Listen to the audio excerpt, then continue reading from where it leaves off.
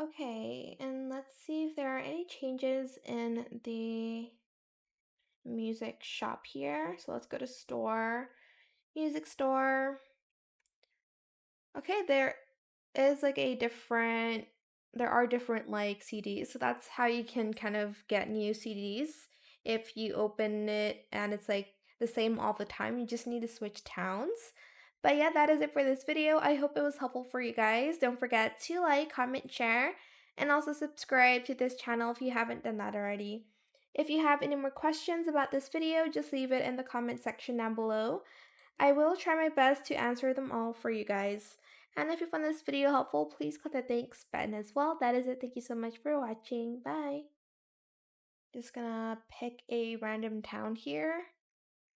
Hey guys, welcome back to this channel. In this video, I'll be showing you guys how you can refresh the CD store at Annie's in Heartopia. So if you go to store here and go to music store, this will appear, and I want to find other songs that aren't here. Trying to like find good ones. I'll buy that one first. But basically, most of it's like from our friends, and like if you're not friends with them, it's very hard for it to like show up. But you are able to go to other towns to find other CDs.